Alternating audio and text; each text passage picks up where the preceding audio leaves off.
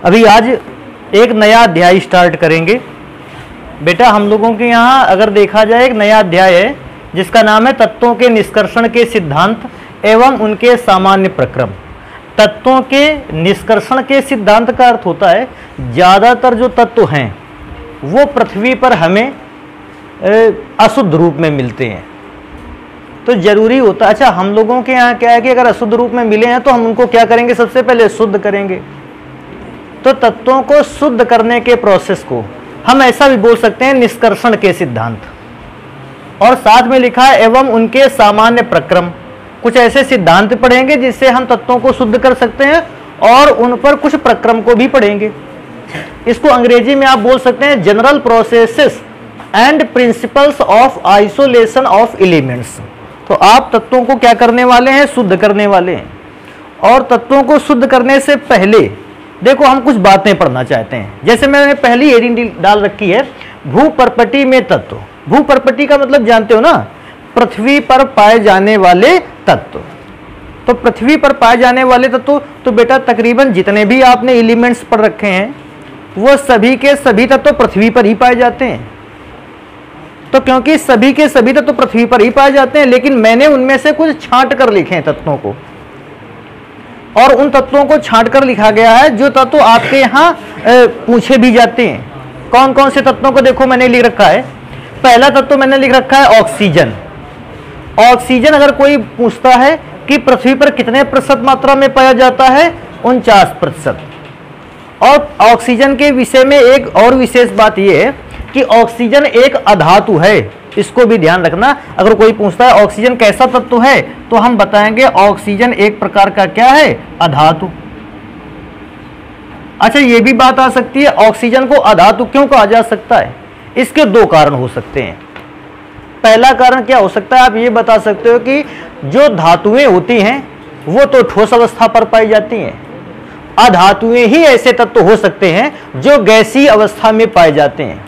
क्योंकि ऑक्सीजन भी एक गैस है, इसलिए इसको अधातु बोला जा सकता है। पहला कारण तो आप ऐसे दे सकते हो। दूसरा कारण और भी दे सकते हो कि ऑक्सीजन को अधातु क्यों कहा जाए। तो दूसरा कारण ऐसे भी देख सकते हो, देखो कैसे। ऑक्सीजन का परमाणु क्रमांक होता है 8। इलेक्ट्रॉनिक विन्यास करने पर इसकी बाहरी कक्षा में या अंतिम कक्षा में इलेक्ट्रॉनों की संख्या होती है 6। अंतिम कक्षा में क्योंकि इलेक्ट्रॉनों की संख्या 6 होती है, यह अपने अष्टक को तभी कंप्लीट कर पाता है, अपने अष्टक को तभी पूर्ण करता है जब ये बाहर से अतिरिक्त 2 इलेक्ट्रॉनों को क्या करता है, ग्रहण। और आपने इस बात को पहले से ही पढ़ रखा है कि वे तत्व जो सामान्य प्रक्रियाओं में अभिक्रियाओं में इलेक्ट्रॉनों को ग्रहण कर लेते हैं, हम ऐसे तत्वों को क्या बोलते हैं, अधातु। अच्छा, एक और बात बताई जा सकती है अधातु के विषय में। ऑक्सीजन एक ऐसा तत्व है जिसको दीर्घाकार आवर्त सारणी में 16वें वर्ग पर रखा गया है और 16वें वर्ग में अधातुओं को स्थान दिया गया है। तो आप ऐसे भी बता सकते हो क्योंकि दीर्घाकार आवर्त सारणी में ऑक्सीजन 16वें वर्ग में रखा है और 16वें वर्ग में दिया गया है अधातुओं को स्थान, तो इस हिसाब से तो ऑक्सीजन भी अधातु हुआ। थोड़ी सी और मैं बात इसमें से एक्स्ट्रा जोड़ दूंगा। क्या बात जोड़ने वाली है कि ऑक्सीजन को 6वें वर्ग में भी रखा गया है। ध्यान से देखने पर संशोधित आवर्त सारणी का अगर देखते हो, मॉडिफाइड पीरियोडिक टेबल को आप देखते हो तो संशोधित आवर्त सारणी में 6वें वर्ग में रखा गया है और दीर्घाकार आवर्त सारणी में 16वें वर्ग में। क्योंकि दीर्घाकार आवर्त सारणी का 16वां वर्ग और संशोधित आवर्त सारणी का 6वां वर्ग एक ही है। तो इस प्रकार से आप ये भी बता सकते हो कि दीर्घाकार आवर्त सारणी के 16वें वर्ग में ऑक्सीजन को रखा गया है, जबकि संशोधित आवर्त सारणी के 6वें वर्ग में ऑक्सीजन को रखा गया है और यहां पर केवल धातुओं को स्थान दिया जाता है। तो अगर कभी नॉन मेटल कैरेक्टर बताना होगा ऑक्सीजन को, आप इतने रीजन से संतुष्ट कर सकते हो। नेक्स्ट एलिमेंट आ जाता है सिलिकॉन। और सिलिकॉन का अगर कैरेक्टर देखो, जैसे ये उपधातु है तो सिलिकॉन का कैरेक्टर है उपधातु का। अच्छा, उपधातु किसको कहते हैं? वैसे मैं सबसे पहले तो यही स्पष्ट कर देता हूं उपधातु होता क्या है। उपधातु भी बेटा एक इस प्रकार का तत्व है जो धातु और अधातु दोनों की ही तरह व्यवहार प्रकट करता है। यह धातु की तरह भी व्यवहार प्रकट कर सकता है और अधातु की तरह व्यवहार प्रकट कर सकता है। अब इस पर बात आती है, कुछ बच्चों के दिमाग में यह बात आई थी, सर जी ने अभी 2 मिनट पहले एक बात बताई थी कि यह अधातु इसलिए भी है क्योंकि यह अपने अष्टक को कंप्लीट करने के लिए 2 इलेक्ट्रॉनों को ग्रहण कर लेता है। सिलिकॉन का परमाणु क्रमांक 14 होता है और अंतिम कक्षा में ऐसा कुछ इलेक्ट्रॉनिक विन्यास 2, 8, 4। अंतिम कक्षा में इलेक्ट्रॉनों की संख्या कितनी है? 4। तो सर जी ये क्या 4 इलेक्ट्रॉन त्याग सकता है? अगर 4 इलेक्ट्रॉन त्याग सकता है तो धातु का नेचर, 4 इलेक्ट्रॉन ग्रहण कर सकता है तो अधातु का नेचर, दोनों काम कर सकता है तो उपधातु का नेचर। तो बेटा मैं आपको बता दूं, ये दोनों ही काम करने इसके लिए कठिन है। इस बात को तो हमेशा के लिए तैयार रखो, 1 इलेक्ट्रॉन, 2 इलेक्ट्रॉन और 3 इलेक्ट्रॉन को त्यागना या ग्रहण करना फिर भी आसान है, लेकिन 4 इलेक्ट्रॉन को त्यागना या ग्रहण करना अपने आप में लगभग असंभव बात है। किसी भी तत्व को 1 इलेक्ट्रॉन त्यागना था, शीघ्रता से त्याग देगा, लेकिन अगर किसी एलिमेंट्स को 2 इलेक्ट्रॉन त्यागने हैं तो बेटा उन 2 इलेक्ट्रॉन्स को त्यागने के लिए एलिमेंट्स को काफी ज्यादा एनर्जी चाहिए। अगर 2 इलेक्ट्रॉन ग्रहण भी करने तो भी काफी ज्यादा एनर्जी की आवश्यकता होती है। 3 इलेक्ट्रॉनों को त्यागना या ग्रहण करना तो बहुत कठिन काम हो जाता है, और 4 इलेक्ट्रॉनों का त्यागा जाना या ग्रहण किया जाना तो सबसे ज्यादा कठिन है। एक नॉर्मल लैंग्वेज पर अगर देखें तो ऐसा तो संभव ही नहीं है जल्दी से। मैं ऐसा नहीं कहता कि ऐसी परिस्थिति कभी नहीं आ सकती है, देखो ये भी बात है, लेकिन सिलिकॉन के लिए ये दोनों ही काम कर पाने, क्या दोनों काम कर पाने, 4 इलेक्ट्रॉन को त्याग पाना और 4 इलेक्ट्रॉन को ग्रहण कर पाना, ये दोनों ही काम इसके लिए बहुत कठिन है। तो सिलिकॉन ना तो 4 इलेक्ट्रॉन त्याग सकता है और ना ही 4 इलेक्ट्रॉन ग्रहण कर सकता है। तो जब ये इलेक्ट्रॉन त्याग और ग्रहण नहीं कर सकता तो फिर हम इसको कौन सा नेचर दें? तो भैया ये 4 इलेक्ट्रॉन ना त्यागेगा ना ग्रहण करेगा, लेकिन अगर सिलिकॉन किसी दूसरे एलिमेंट के साथ रिएक्शन करेगा तो 4 इलेक्ट्रॉनों का साझा कर सकता है। तो इस बात को भी ध्यान रखना है कि सिलिकॉन और कार्बन ऐसे एटम हैं जो ना तो 4 इलेक्ट्रॉन को त्याग सकते हैं और ना ही अपनी बाहरी कक्षा के 4 इलेक्ट्रॉनों को ग्रहण कर सकते हैं। हाँ, बस इतना कर सकते हैं कि ये दोनों ही 4 इलेक्ट्रॉनों का क्या कर सकते हैं? साझा। अब थोड़ा सा ध्यान देने वाली बात है, इस जगह अपना नॉलेज स्ट्रॉन्ग रखना, क्योंकि सिलिकॉन उपधातु है, उपधातु का कैरेक्टर आना चाहिए, क्योंकि जमाना हो गया हम लोगों को धातु और अधातु का कैरेक्टर पढ़ते हुए, लेकिन उपधातु के विषय में शायद उतनी जानकारी हम लोगों ने अभी तक इकट्ठा नहीं की है, इसलिए मैं उसको बता रहा हूं। सिलिकॉन अगर किसी अधातु के साथ आबंध बनाता है, अब कहोगे सर ये आबंध कैसे बनाएगा? अरे 4 इलेक्ट्रॉनों का साझा करके बनाएगा। अगर सिलिकॉन, मेरी बात ढंग से सुन लेना, सिलिकॉन अगर किसी अधातु के साथ आबंध बनाता है तो आबंध बनाए जाने के दौरान सिलिकॉन स्वयं धातु की तरह व्यवहार करता है। अगर ये अधातु के साथ बॉन्ड बनाता है तो ये स्वयं में व्यवहार करता है धातु की समान। दूसरा, अगर सिलिकॉन किसी धातु के साथ आबंध बनाता है तो सिलिकॉन स्वयं में व्यवहार करता है अधातु की तरह, अर्थात सिलिकॉन धातु से आबंध बनाएगा तो स्वयं को अधातु की तरह बदल देगा। स्वयं अगर अधातु से बॉन्ड बनाएगा तो अपने आप को काहे में बदल लेगा? धातु में। कुल मिला के मुझे ऐसा लगता है इसके लिए तो वो कहावत ठीक लगती है, जैसा देश वैसा भेष। ये धातु से अभिक्रिया करेगा, बॉन्ड बनाएगा तो स्वयं को धातु बना लेगा, और अधातु के साथ अगर बॉन्ड बनाएगा तो स्वयं को धातु की तरह शो करेगा। इसका मतलब ये दोनों ही प्रकार का कैरेक्टर रखता है, और इसलिए हमने इसको क्या बताया? उपधातु। और ध्यान अगर रख सकते हो तो इस बात को भी याद रख लें कि सिलिकॉन को आवर्त सारणी के 14वें वर्ग में, दीर्घाकार आवर्त सारणी के 14वें वर्ग में स्थान दिया गया है। हालांकि आवर्त सारणी में जो स्थान दिया गया है ये अभी आपके लिए मायने नहीं रखता, मैं बता देता हूं आपको। नेक्स्ट एलिमेंट पे, अच्छा, सिलिकॉन 26% पाया जाता है पृथ्वी पर। और नेक्स्ट नंबर पे चलते हैं एल्यूमिनियम। अच्छा, एल्यूमिनियम धातु का तो बहुत सारा यूज है अपने यहाँ। आपके यहाँ ज्यादातर जो बर्तन होते हैं या काफी मात्रा में जो बर्तन होते हैं वो एल्यूमिनियम के ही बना जाते हैं। अच्छा, एल्यूमिनियम का तो वायर भी बनता है। एल्यूमिनियम पृथ्वी पर 8.28% पाया जाता है अमाउंट में। सारे एलिमेंट्स को अगर देखें तो उनमें से एल्यूमिनियम का परसेंटेज अमाउंट है, अकरेंस अमाउंट है जो है वो है 8.2%। अच्छा, एल्यूमिनियम एक प्योर धातु है। प्योर धातु क्यों है? क्योंकि एल्यूमिनियम का परमाणु क्रमांक होता है 13, इलेक्ट्रॉनिक विन्यास होता है 2,8,3, क्योंकि अंतिम कक्षा में 3 इलेक्ट्रॉन है, अष्टक को कंप्लीट करने के लिए ये 3 इलेक्ट्रॉनों का क्या करेगा? त्याग करेगा। और क्योंकि इलेक्ट्रॉनों का त्याग करेगा, हम एल्यूमिनियम के लिए तो पहले ही लिखे देते हैं कि हम बात कर रहे हैं एल्यूमिनियम की, जो कि नेचर में धातु है। अभी नेक्स्ट नंबर पे चलेंगे और अंतिम नंबर के मेटल को पढ़ेंगे। अब क्या इस दुनिया में यही 4 तत्व पाए जाते हैं? नहीं भैया, पृथ्वी पर बहुत सारे तत्व, मैंने क्या बताया, 118 टाइप के एलिमेंट यहाँ पाए जाते हैं पृथ्वी पर। और उन्हें 118 टाइप के एलिमेंट में सर जी ने केवल 4 एलिमेंट्स रखे हैं। तो ये बेटा आपको केवल समझाने के लिए, और ऐसा कुछ भी नहीं है कि सर जी ने बस 4 ही एलिमेंट रखे हैं, बहुत सारे एलिमेंट रखे जा सकते थे, लेकिन इससे केवल समझा जा सकता है।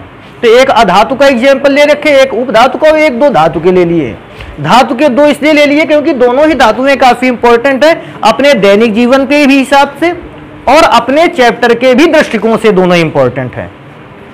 तो लोहे की अमाउंट पृथ्वी पर कितने परसेंट है? केवल 4.2%, 4.2% अगर देखा जाए। Fe लोहा, आयरन जिसको कहते हैं, या इसका लैटिन नाम है फेरम, इसको भी ध्यान रखना, पाया जाता है। और बेटा ये भी प्योर मेटल है।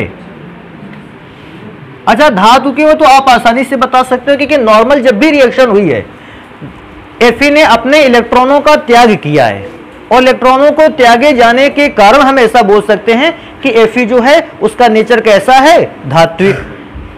तो इस बात को तो हम जान गए कि इस दुनिया में ज्ञात 118 तत्व तो हमें पृथ्वी पर ही मिलने वाले हैं। अब मैं थोड़ी सी बात यह स्पष्ट कर दूं, पृथ्वी के जिन स्थानों से या पृथ्वी के जिन भागों से हमें ये तत्व प्राप्त होते हैं, उन तत्वों, उन स्थानों को, उन क्षेत्रों को, उन एरिया को हम कहते हैं खान या खादान। ध्यान रखना इसका।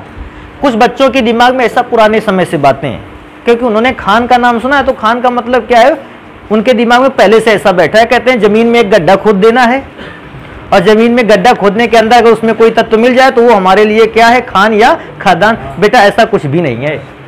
अगर आप ऐसा सोच रहे हो कि जमीन में एक गड्ढा खोद के बैठ जाओगे और बता दोगे कि ये खान है या खादान, ऐसा कुछ भी नहीं है। खान खादान, खान खदान क्या है? पृथ्वी के वो हिस्से हैं, वो भाग हैं, वो एरिया हैं, वे क्षेत्र हैं जिन पर कोई भी तत्व प्रचुर मात्रा में मिलता है। प्रचुर मात्रा का मतलब जानते हो?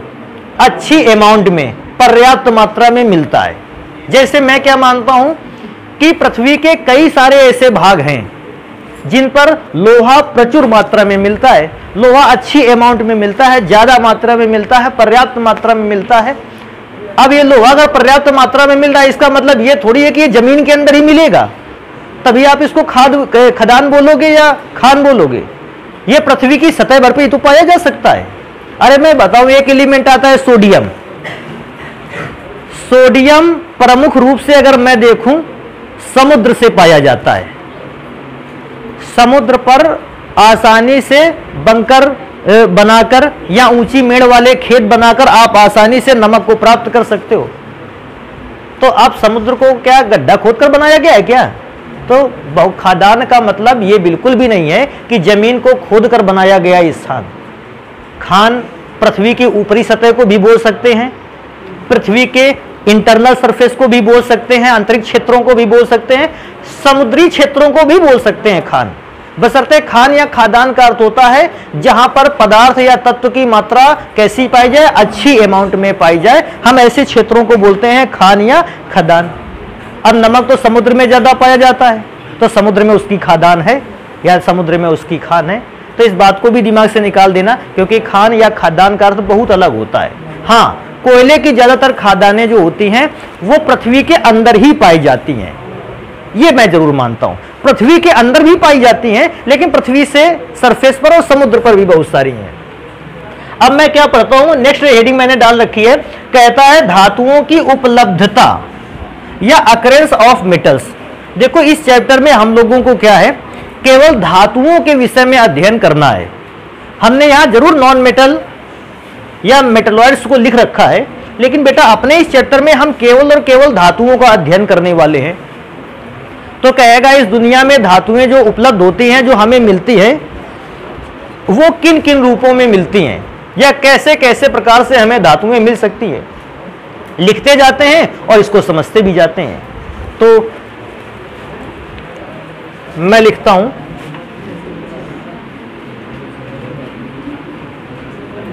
पृथ्वी में या समुद्र में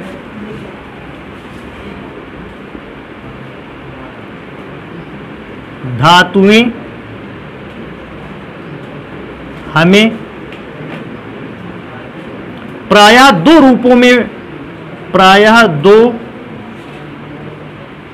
रूपों में मिलती हैं। तो अगर कभी हमसे बात आएगी कि पृथ्वी पर जो धातुएं या जो तत्व एलिमेंट अवेलेबल है वो हमें कौन कौन से रूपों में पाए जाते हैं, तो बेटा हमने बताया पृथ्वी या समुद्र में जितने भी धातुएं हैं हमें वो प्रायः दो रूपों में मिलती हैं। अच्छा, मैंने धातुओं के विषय में क्यों लिखा? क्योंकि हमारा पूरा चैप्टर, पूरा पाठ जो है वो धातुओं पर ही बेस्ड है। अच्छा, अब मैं बात करूंगा कौन कौन से रूप में मिलती है। तो पहला बेटा रूप है, धातुएं जिस रूप में हमें मिलती हैं, तो पहला रूप है संयुक्त रूप में।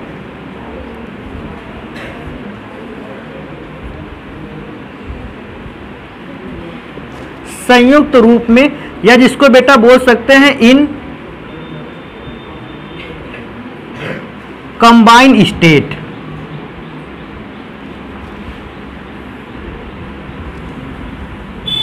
संयुक्त रूप में।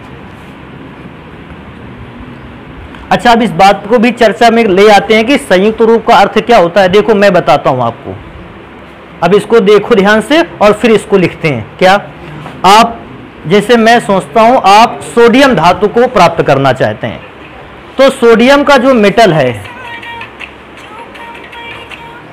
सोडियम का जो मेटल है बेटा, वो देखो मैं बताता हूं, समुद्र में पाया जाता है। तो समुद्र में जो सोडियम का मेटल है वो NaCl के रूप में पाया जाता है। आप कभी भी समुद्र से सोडियम को अगर प्राप्त करना चाहते हैं तो कभी भी आपको सोडियम अकेला मिलने वाला नहीं, आपको सोडियम हमेशा क्लोरीन के साथ यौगिक के रूप में मिलेगा। देखो इसमें से सोडियम क्या अकेला है? नहीं, सोडियम के साथ क्लोरीन जुड़ा है और सोडियम क्लोराइड यौगिक के रूप में हमको सोडियम मिल रहा है। हम ऐसे रूप को कहते हैं संयुक्त रूप। ऐसा कहेंगे सोडियम क्लोराइड में सोडियम क्लोरीन के साथ संयुक्त रूप में है, यौगिक के रूप में है। अच्छा, समुद्र में तो NaCl के फॉर्म में पाया जाता है। क्षारीय भूमि पर अगर सोडियम को देखा जाए तो ये Na2CO3 सोडियम कार्बोनेट के रूप में देखा जाए। अगर आपके खेत की, आपके क्षेत्र की, आपके एरिया की मिट्टी क्षारीय है तो उसमें सोडियम के अगर पाया जाएगा तो वो सोडियम कार्बोनेट के फॉर्म में पाया जाएगा। तो सोडियम देखो कार्बोनेट के साथ संयुक्त रूप में है, तो हम इसको कहेंगे कंबाइन स्टेट पे है, संयुक्त रूप में। अगर अम्लीय भूमि पर बात करते हैं तो अम्लीय भूमि पर सोडियम सोडियम सल्फेट के रूप में पाया जाता है। मैं क्या सोचता हूं, सोडियम सल्फेट के साथ यौगिक बना रहा है, इसलिए सोडियम यौगिक के फॉर्म में है, कंबाइन स्टेट पे है, संयुक्त रूप में है। तो मैं क्या लिखूंगा संयुक्त रूप में से कि कोई भी तत्व जब यौगिक के रूप में आपको प्राप्त होता है, आप बताते हैं कि वो तत्व कौन से रूप में प्राप्त हुआ है? संयुक्त रूप में। तो संयुक्त रूप का ध्यान रखना। तो मैं संयुक्त रूप के विषय में कुछ बातें देखो लिखता हूं। क्या? वे तत्व जो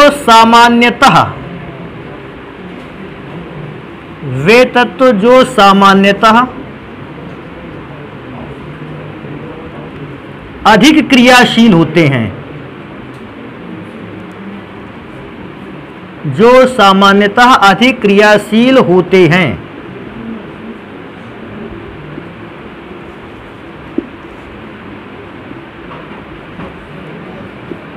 वे सदैव अन्य तत्वों के साथ, वे सदैव अन्य तत्वों के साथ, अन्य तत्वों के साथ यौगिक के रूप में पाए जाते हैं, यौगिक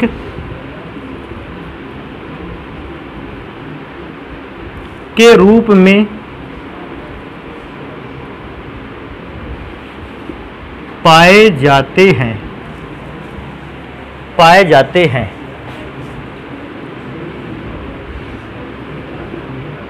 तत्वों की इस अवस्था को, तत्वों की इस अवस्था को, अर्थात तत्व जिस अवस्था में हमें प्राप्त हो रहा है, इस अवस्था को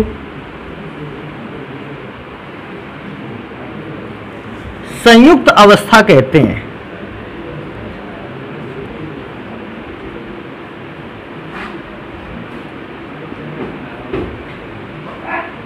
तत्वों की जो ये अवस्था है इसको संयुक्त अवस्था कहते हैं। बेटा थोड़ी सी बात इसमें से अपने आप याद रख लेना है, लिख रखा है मैंने, बाकी आपको बस इतनी बात याद रखनी है कि वे तत्व जो आपेक्षिक रूप से अधिक क्रियाशील होते हैं। आपेक्षिक रूप से अधिक क्रियाशील तत्व किनको मानते हैं? ऐसे तत्वों को अपेक्षिक रूप से अधिक क्रियाशील मानते हैं जो सामान्य ताप पर ही वायु और नमी से अभिक्रिया कर सकते हैं। जैसे सोडियम, अगर सोडियम के शुद्ध टुकड़े को आप वायु या नमी में रख ही दोगे तो या ये वायु और नमी से क्या कर लेगा? अभिक्रिया कर लेगा। तो ध्यान रखने वाली बात है, आपेक्षिक रूप से अधिक क्रियाशील तत्व का मतलब जानते हो ना? ऐसे तत्व जो वायु और नमी से सामान्य ताप पर ही शीघ्रता से अभिक्रिया कर लेते हैं, ऐसे एलिमेंट्स को हम कहते हैं अधिक क्रियाशील तत्व। जो पता लगे कल के दिन कभी आ जाए कि अधिक क्रियाशील तत्व क्या होते हैं, तो बस आप इतना समझ जाओ कि इस जगह अधिक क्रियाशील तत्व का मतलब है जो तत्व अभिक्रिया कर सकता है। बेटा तत्व वो वाला भी अभिक्रिया कर सकता है जो कम क्रियाशील है। अधिक क्रियाशील तत्व से मेरा यही तात्पर्य है, ऐसा तत्व जो सामान्य परिस्थितियों पर ही, सामान्य ताप और दाब की प्रेजेंस में ही वायु और नमी से अभिक्रिया करके यौगिक में बदल जाए, ऐसे तत्वों को हम बोलते हैं अधिक क्रियाशील तत्व। तब बात ये भी आ जाती है, सर जी एक दो तत्वों के नाम भी तो बता देते, हम कैसे पहचाने कि कौन सा अधिक क्रियाशील तत्व है? तो भैया देखो इसमें से दो चार एग्जाम्पल लिखे देते हैं। जैसे पहला एग्जाम्पल याद रखना, सोडियम तत्व। सोडियम एक ऐसा तत्व है जो सामान्य ताप पर ही वायु या नमी से अभिक्रिया कर सकता है, सामान्य परिस्थितियों में अभिक्रिया कर सकता है, इसलिए सोडियम एक क्रियाशील तत्व है और यह हमेशा संयुक्त के रूप में पाया जाता है। दूसरा बेटा आ जाता है पोटेशियम। पोटेशियम भी अत्यधिक क्रियाशील तत्वों में से एक है। एक तत्व और है लिथियम, यह भी अत्यधिक क्रियाशील तत्वों में एक है और जल्दी से ही रिएक्शन कर लेता है। तो आप इन तत्वों के विषय में याद रखोगे, ये अधिक क्रियाशील तत्व हैं और हमेशा कौन से रूप में पाए जाते हैं? संयुक्त अवस्था में पाए जाते हैं। अभी नेक्स्ट नंबर पे आ जाते हैं, कहते हैं कि क्या कोई दूसरी अवस्था भी होती है? तो आपने बेटा पहले से ही रख रखा है कि दो रूपों में मिलते हैं तत्व हमें। तो भैया हम नेक्स्ट पे आ जाते हैं कि दूसरा रूप कौन सा है?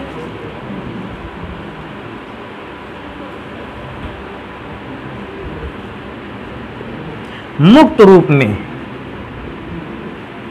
In free state.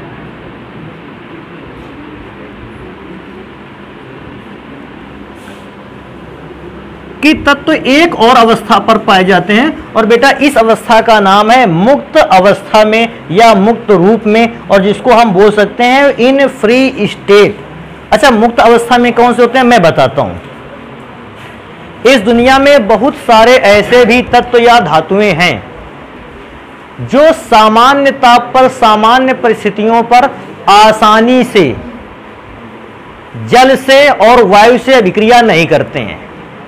जैसे मैं कुछ तत्वों के नाम भी बता देता हूं। जैसे हमारे यहां है कॉपर, सिल्वर, और कॉपर का नाम बेटा थोड़ा सा इग्नोर कर देना अभी के लिए, सिल्वर, प्लेटिनम, गोल्ड। ये ऐसे तत्व हैं जो जनरली वायु और नमी की उपस्थिति में आने के उपरांत भी ये वायु और नमी से अभिक्रिया करते नहीं हैं। अच्छा, एक और बात मैं बताऊंगा इस जगह, शायद अगर रसायन विज्ञान में ये बातें ध्यान रख सकते हो तो याद रख लेना। अगर कोई भी तत्व वायु या नमी से अभिक्रिया करता है, वायु से अभिक्रिया करता है, तो आप बोल सकते हो कि वायु से अभिक्रिया करके ऑक्सीकरण हो रहा है तत्व का और तत्व खराब हो गया। अगर कोई तत्व नमी से अभिक्रिया करता है, इसका मतलब वो जल में क्या हो रहा है? घुल रहा है। तो गोल्ड, सिल्वर और प्लेटिनम ऐसे तत्व हैं जो ना तो वायु से अभिक्रिया करते हैं और ना ही नमी से। तभी तो आप इस चीज को ध्यान दोगे कि अगर आपके यहाँ गोल्ड, सिल्वर या प्लेटिनम का कोई भी वस्तु रखी हुई है, आप उसको 10 साल पहले भी 10 ग्राम का अगर लाए थे, आज भी वो 10 ग्राम का ही है। और मैं तो कहता हूं 10 साल की बात क्यों की जाए, अगर आप 100-150 साल पहले से आपके यहाँ वो गोल्ड का टुकड़ा रखा है, तो उस गोल्ड के टुकड़े में 100 साल बाद भी उसके वजन में काफी परिवर्तन नहीं आया होगा। उसका परिवर्तन तकरीबन, अगर उसका वजन देखा जाए, वो पहले के ही जैसा होगा, क्योंकि गोल्ड जो है वो सामान्य परिस्थिति पर कभी वायु या नमी से अभिक्रिया नहीं करता और अभिक्रिया करके समाप्त नहीं होता। तो क्योंकि कभी अभिक्रिया नहीं करेगा और ना तो समाप्त होगा, तो गोल्ड जितना अमाउंट में शुरुआत में हम लोगों ने देखा था, या शुरुआत में जितना 100-200 साल पहले था, उतना ही आज भी आपको अमाउंट में मिलने वाला है। तो ध्यान रखने वाली बात है, ये कुछ मेटल ऐसे भी हैं जो सामान्य ताप पर अभिक्रियाएं नहीं करते, और क्योंकि अभिक्रियाएं नहीं करते हैं इसलिए ये कंपाउंड के रूप में भी नहीं पाए जाते। आपको गोल्ड हमेशा मिलेगा तो किसी यौगिक के रूप में बहुत ही कम मिलेगा। गोल्ड का नाम लिया, सिल्वर नहीं लिया, गोल्ड भी लिख देते हैं। आपको मिलेगा ये फ्री स्टेट में, अर्थात स्वर्ण धातु के रूप में मिलेगा। ये जरूर मैं मानता हूं इसमें अशुद्धियां बहुत सारी होंगी, धूल है, मिट्टी है, कंकड़ है, बालू है, पत्थर है, बहुत सारी अशुद्धियां इसमें मिली होंगी, लेकिन ये कंपाउंड के रूप में नहीं मिलेगा। ये मिलेगा केवल अलग ही रूप में, ऐसा नहीं कि किसी कंपाउंड के फॉर्म में आपको मिल जाए। तो इसको ध्यान रखना है, जब कोई यौगिक कंपाउंड यौगिक के रूप में मिलने लगता है, हम उसको कहते हैं ये संयुक्त अवस्था में है। लेकिन जब कोई पदार्थ अकेला एकांत अवस्था पर मिलता है, हम उसको बोलते हैं, कहते हैं कि ये कौन से रूप में है, मुक्त रूप में है। इसको भी ले लेते हैं। वे तत्व जो कम क्रियाशील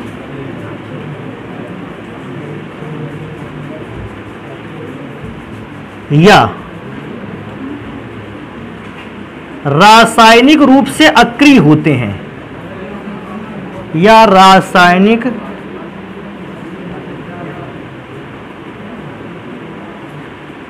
रूप से अक्रिय होते हैं,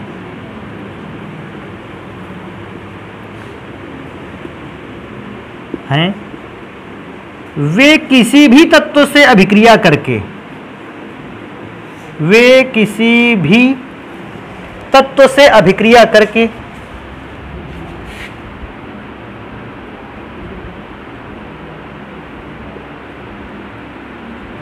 किसी भी तत्व से अभिक्रिया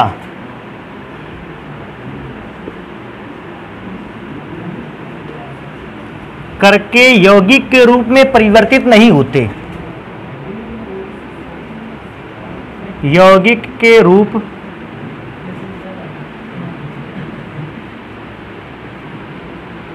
में परिवर्तित नहीं होते हैं। जब अभिक्रिया ही नहीं करते तो बेटा परिवर्तित कैसे होंगे?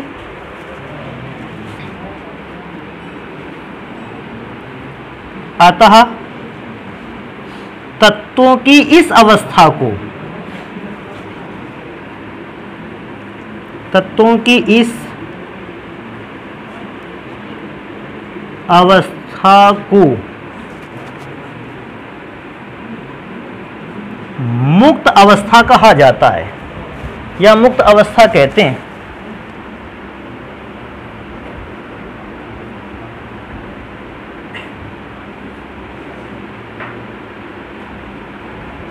मुक्त अवस्था कहते हैं। हाँ बेटा, इसमें से एक काम किया जा सकता है कि कुछ एग्जाम्पल ऐसे दिए जा सकते हैं, जैसे हमसे पूछ लेता है कभी कि जैसे सर आपने बताया था कि कौन कौन से तत्व हमेशा संयुक्त अवस्था में पाए जाते हैं, तो कुछ ऐसे तत्वों के नाम भी बता दीजिए जो मुक्त अवस्था में पाए जाते हैं। तो देखो थोड़ा सा याद रखना इस बात को। ऐसे भी एलिमेंट है हमारे पास सिल्वर, गोल्ड, प्लेटिनम आदि। ये बेटा ऐसे एलिमेंट्स में हैं जो आपको हमेशा कौन सी अवस्था में मिलेंगे? मुक्त अवस्था में। लेकिन एक और बात याद रखो हमेशा के लिए, इस दुनिया में बहुत सारे ऐसे तत्व हैं जो मध्यम क्रियाशील हैं। मध्यम क्रियाशील का मतलब जानते हो? मध्यम क्रियाशील का मतलब है ये सामान्य परिस्थितियों में वायु और नमी से विक्रिया कर भी सकते हैं और नहीं भी कर सकते हैं, ऐसे भी तो तत्व हैं मध्यम क्रियाशील। तो जो बेटा मध्यम क्रियाशील तत्व हैं उनके लिए एक खास पॉइंट लिखा जा सकता है कि ये संयुक्त और मुक्त दोनों रूपों में पाए जाते हैं। तो एक नोट में मैं करके लिख देता हूं कि जो मध्यम क्रियाशील तत्व हैं वो संयुक्त और मुक्त दोनों ही रूपों में पाए जाते हैं। देखो मैं यहां लिखे देता हूं,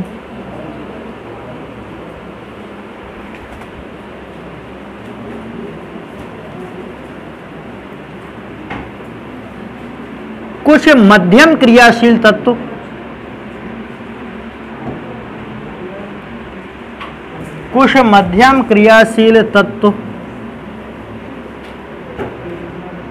मुक्त तथा संयुक्त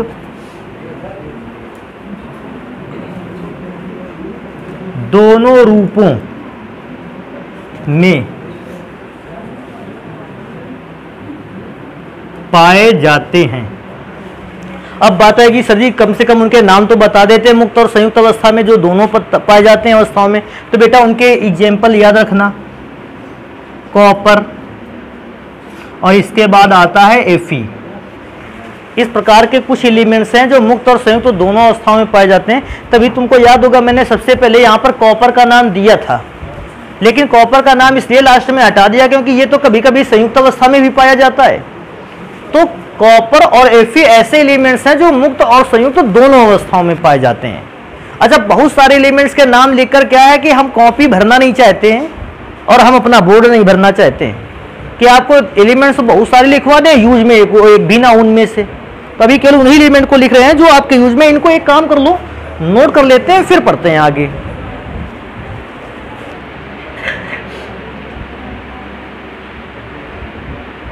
बेटा अगले नंबर पर हेडिंग पर आ जाते हैं। देखो इस पाठ में, इस अध्याय में कुछ ऐसे भी नाम हैं जिनके अर्थ आपको तो पहचान ही लेने चाहिए। अब इनका भी अर्थ ना जान पाओगे तो फिर अपने ही लिए परेशानी कर लोगे। खनिज, और बेटा खनिज को जानते हो, मिनरल्स के नाम से जानते हैं। अच्छा, मिनरल्स के नाम से जानते हैं। एक सबसे बड़ी बात है, आपने एक नाम सुना होगा मिनरल में, जनरली सुना होगा सबने, मिनरल वाटर। अच्छा, जानते हो मिनरल वाटर इसको क्यों कहा जाता है? बिकॉज मिनरल वाटर का मतलब बहुत लोग ऐसा समझते हैं, मिनरल वाटर कहते होंगे शुद्ध जल को। ऐसा कुछ भी नहीं है बेटा। पृथ्वी से प्राप्त हर एक वस्तु को, जिसको हम पृथ्वी से प्राप्त कर सकते हैं, हम उसको कहते हैं खनिज या मिनरल्स। अच्छा, ये भी ध्यान देने वाली बात है, जल को ही तो पृथ्वी से ही प्राप्त किया जाता है। तो पृथ्वी से प्राप्त होने वाली चीजों को मिनरल या क्या कहते हैं? खनिज। थोड़ा सा और याद रखने वाली बात है, पेड़ पौधों से जो चीजें प्राप्त हैं हम उनको नाम देते हैं वनस्पति। ये भी ध्यान रखना, जो भी चीजें हमें पेड़ पौधों से मिलती हैं हम उनको क्या नाम देते हैं? वनस्पति। तभी आपने देखा होगा वनस्पति तेल का नाम सुना होगा। पेड़ पौधों से प्राप्त तेल को वनस्पति तेल कहते हैं। एक और चीज ध्यान रखो, क्योंकि इस दुनिया में पदार्थों के प्राप्त होने के तो मुख्य रूप से 3 सोर्स हैं। पहले सोर्स पर हम लोग आज चैप्टर पढ़ रहे हैं, दूसरा सोर्स मैंने अभी आपको बताया वनस्पति, और तीसरा सोर्स होता है जैविक। जैविक का जानते हो? जैविक का मतलब है जो जीव जंतुओं के शरीर से प्राप्त होते हैं। हम ऐसे पदार्थों को क्या कहते हैं? जैविक। दूध, दही, घी, मांस, ये सारी चीजें कैसी हैं? जैविक पदार्थ हैं। इसको ध्यान रखना अपना।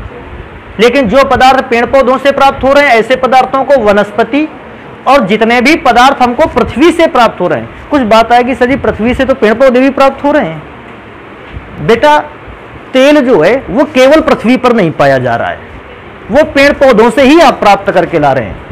इसलिए मेनली सोर्स उनका पेड़ पौधे हैं। पेड़ पौधों का सोर्स पृथ्वी है, लेकिन तेल का सोर्स वो पेड़ पौधों से ही प्राप्त हो रहा है। लेकिन ये भी ध्यान रखने वाली बात है, पेट्रोल, डीजल, ये जो तेल हैं क्या ये वनस्पति तेल हैं? नहीं भैया, ये क्योंकि पृथ्वी से प्राप्त हो रहे हैं, इन तेलों को हम कौन सा कहते हैं? खनिज तेल ही बोलते हैं। वनस्पति तेल और खनिज तेल दोनों में ही डिफरेंस होता है। वनस्पति तेल ये जिसको कहते हो तेल खाने पीने में यूज में आते हैं, और खनिज तेल पेट्रोल, डीजल, मोबियल और जाने क्या क्या फॉर्म इसके बताया करते हो, ये सारे फॉर्म उसके हैं खनिज तेल के। तो हम बात करेंगे खनिज और तेल को छोड़ते हैं, जल को छोड़ते हैं, हम बात केवल करने वाले हैं मेटल पर। अब बात आती है खनिज किसको कहते हैं। देखो थोड़ी सी बात याद रखना, मैं दोबारा से इसको रिपीट करता हूं, एक बार पढ़ा चुके हैं, दूसरी बात पर आ जाते हैं। जैसे क्या है कि हम लोगों को सोडियम नाम की धातु की खोज करनी है, प्राप्त करनी है, क्योंकि सोडियम का इस दुनिया में बहुत सारा यूज है। क्या यूज है कि सोडियम से आप कास्टिक सोडा बना सकते हैं, और कास्टिक सोडा का इंडस्ट्रियल फॉर्म में भी बहुत यूज है। तो हमें सोडियम चाहिए।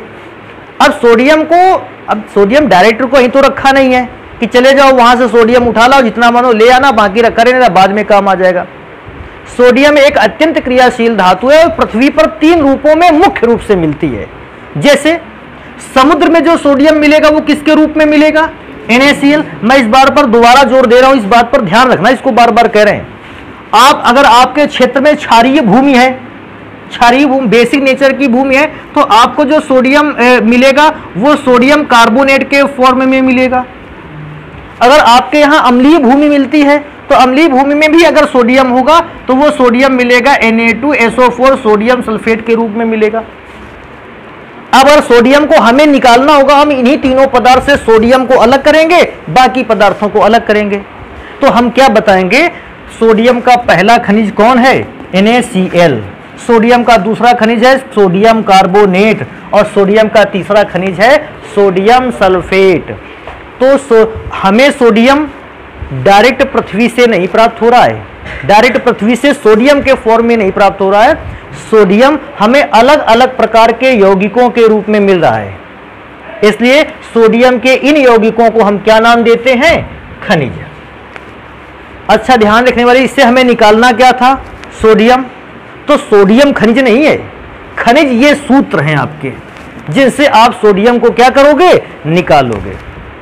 तो हम क्या बताते हैं? पृथ्वी में तो सोडियम हमें इन्हीं रूपों में मिलता है, और इन्हीं रूपों को क्या कहते हैं? खनिज। परिभाषा भी यहीं से बन गई। पृथ्वी से पदार्थ हमें जिस रूप में मिलते हैं, पदार्थों के उस रूप को ही हम क्या कहते हैं? खनिज। समझ पा रहे हो? जैसे हम कहते हैं सोडियम हमें प्राप्त करना है, तो बेटा सोडियम कभी किसी को अलग से नहीं मिलने वाला है। सोडियम या तो हमें इस रूप में मिलेगा, सोडियम या हमें इस रूप में मिलेगा, या सोडियम इस रूप में मिलेगा, या और भी फॉर्म है सोडियम उस रूप में मिल जाएगा। तो सोडियम हमें जिन जिन रूपों में मिल पा रहा है, इन रूपों को ही हम कहते हैं खनिज। और परिभाषा तो आसानी से बनाई जा सकती है कि पृथ्वी के अंदर से या पृथ्वी से पदार्थ हमें जिस रूप में प्राप्त होते हैं, पदार्थों के उन रूप को क्या कहते हैं? खनिज कहा जाता है। और जैसे ही खनिज पढ़ लेते हैं जल्दी से मूवमेंट करते हैं और आ जाते हैं फिर एक अगली हेडिंग पर जिसका नाम है अयस्क। तो पहले खनिज को पढ़ लेते हैं। क्या पढ़ते हैं कि पृथ्वी से तत्व हमें जिस रूप में प्राप्त होते हैं, जिस रूप में प्राप्त होते हैं, प्राप्त होते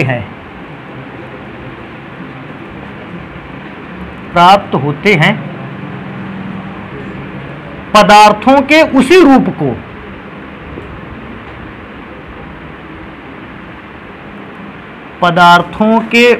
रूप को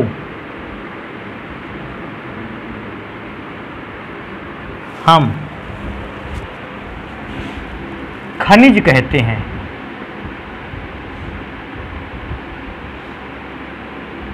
खनिज कहते हैं। जैसे एक काम कर लेते हैं, सोडियम के विषय में लिख भी देते हैं, नहीं लिख देते हैं। तो बेटा ये देखो एक इंपॉर्टेंट लाइन इसके लिए, यहां एरो का साइन लगा के, सोडियम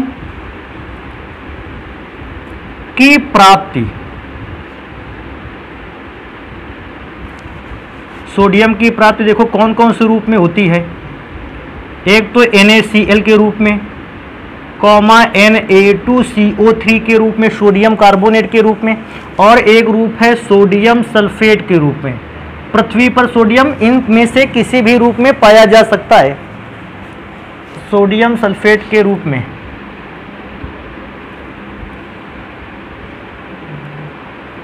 रूप में होती है।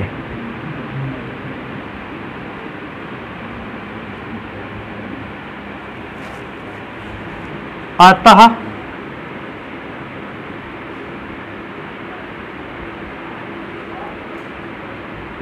ये यौगिक ही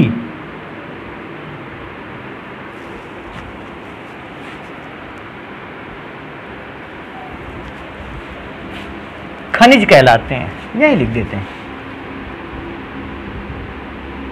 ये यौगिक ही खनिज कहलाते हैं। तो बेटा खनिज में आपको इतनी बातों को तैयार रखना है। कभी भी पृथ्वी से शुद्ध तत्व तो हमें प्राप्त ही नहीं हुआ है, तत्व हमेशा अशुद्ध प्राप्त हुआ है, और उसी अशुद्ध तत्व को हमने शुद्ध करके यूज में हम लाए हैं। तो पृथ्वी से जब हमें तत्व प्राप्त हुआ, पदार्थ प्राप्त हुआ, वो पृथ्वी से जिस रूप में हमको प्राप्त हुआ, हम पृथ्वी में पाए जाने वाले उसी रूप को ही खनिज कहते हैं।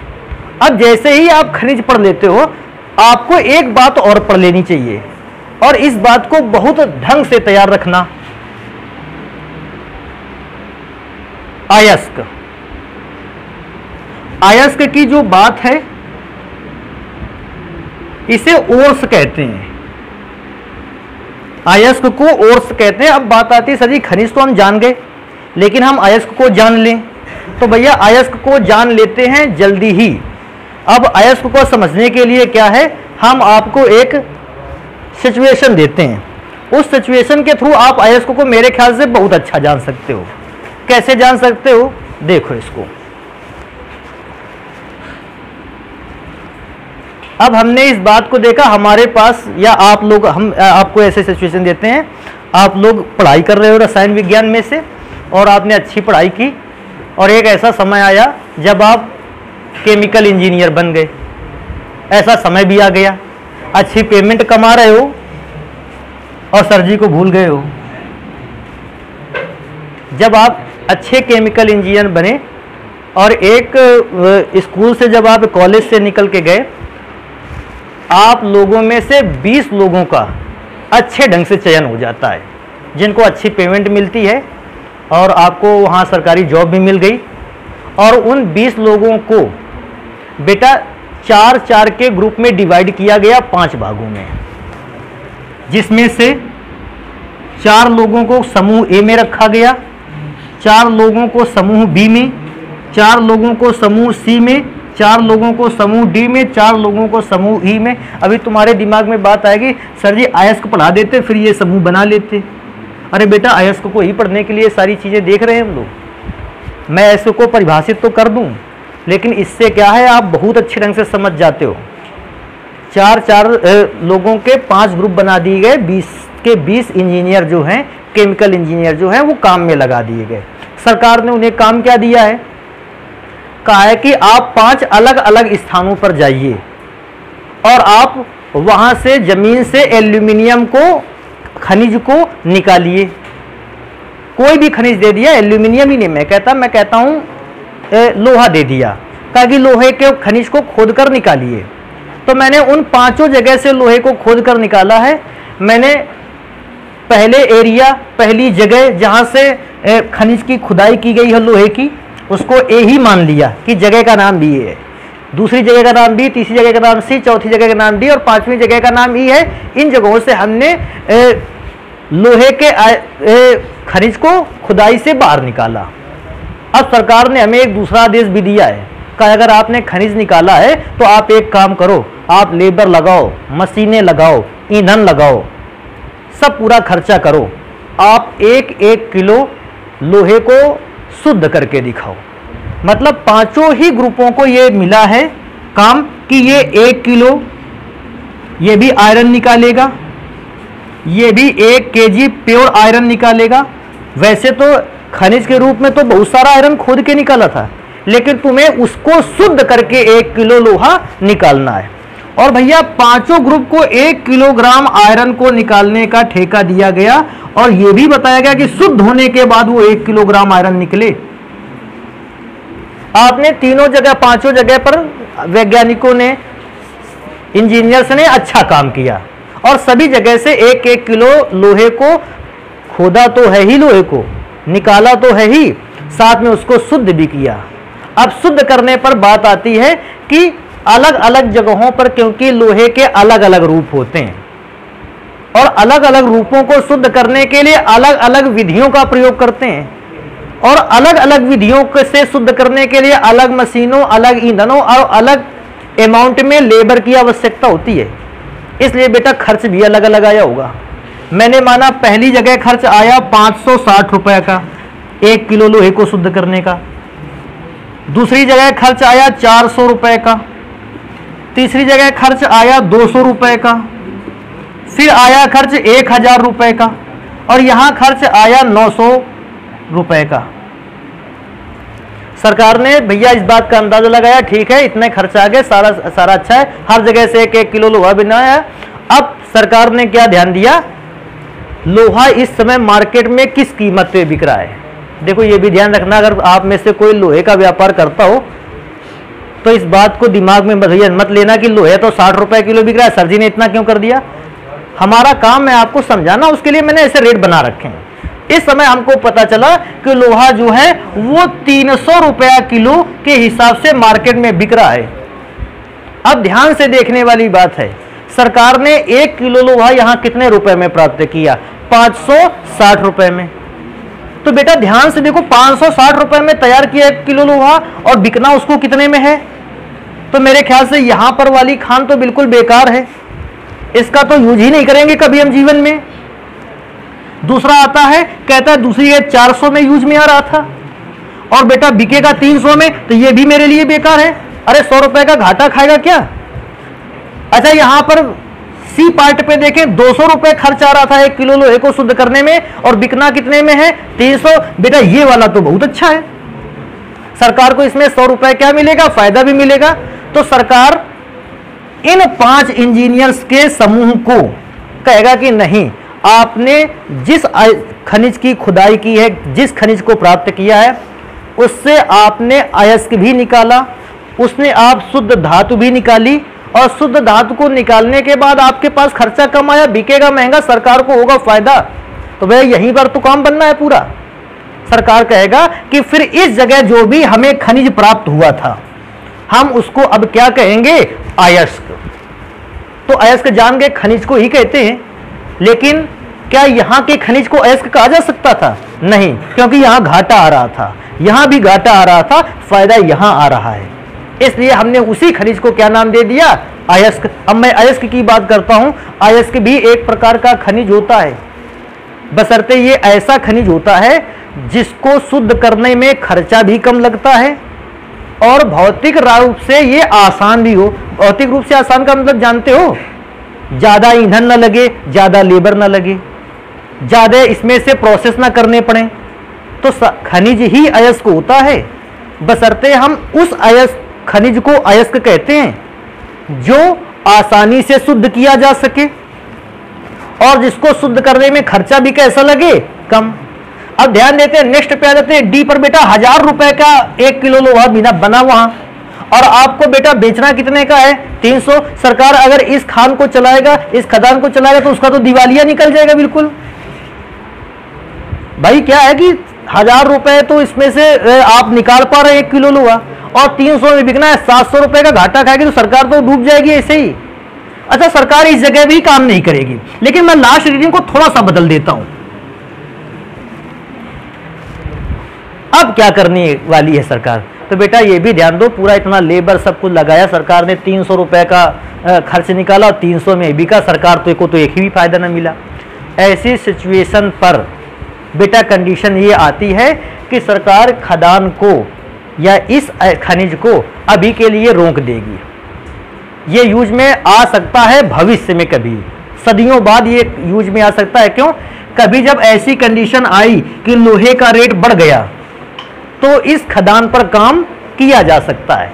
तो इस खदान को अभी हमने कैसा रखा है, विचाराधीन रखा है। विचाराधीन का मतलब जानते हो, हमारे दिमाग में इस खदान की बात है, अभी के लिए वहां काम नहीं करवाया जाएगा कि बाई चांस कभी लोहे का रेट बढ़ गया 350-400 रुपए हो गया तो फिर वो 300 रुपया वाली जो खदान थी वहां से काम चल जाएगा। तो बेटा आपने खनिज बहुत जगह प्राप्त किए, लेकिन क्या सारी जगह खनिज को आसानी से शुद्ध कर सकते थे कम खर्चे में? नहीं शुद्ध कर सकते थे। लेकिन हाँ, कुछ जगहें ऐसी भी थी जहां खनिज को आप आसानी से शुद्ध कर पाते थे, कम खर्चे में शुद्ध कर लेते थे, और उससे सरकार को या आपको फायदा भी होता था, क्योंकि इस जगह से प्राप्त लोहे से फायदा हो सकता है। हम इस खनिज को क्या कहेंगे? अयस्क। तो अयस्क जान गए क्या होता है? अयस्क भी एक प्रकार का क्या होता है? खनिज। लेकिन ये ऐसा खनिज होता है जिसको कम खर्चे में और आसानी से क्या किया जा सके? शुद्ध कर सके। तो इस बात को लिख लेते हैं। तो आप इस बात को समझ गए, क्योंकि इस बात को समझ गए, इसको जल्दी से मिटाकर हम बात करते हैं कि अयस्क क्या होता है। तो इसको बनाना चाहोगे कि नहीं बनाना चाहोगे? क्या करोगे बना के? समझ गए, बहुत है इतना।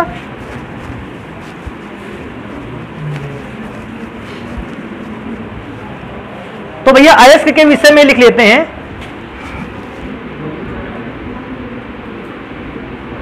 अयस्क वे खनिज पदार्थ होते हैं, अयस्क वे खनिज पदार्थ होते हैं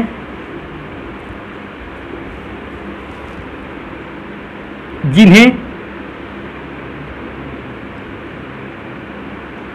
कम खर्चे में एवं आसानी से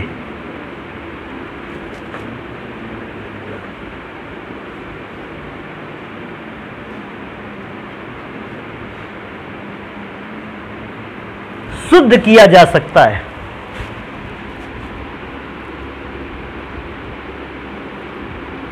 शुद्ध किया जा सकता है।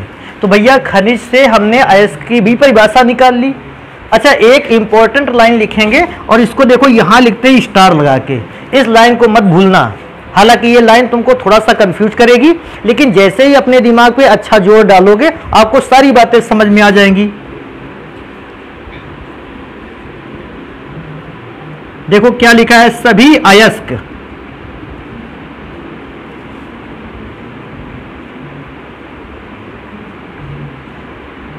खनिज होते हैं, परंतु सभी खनिज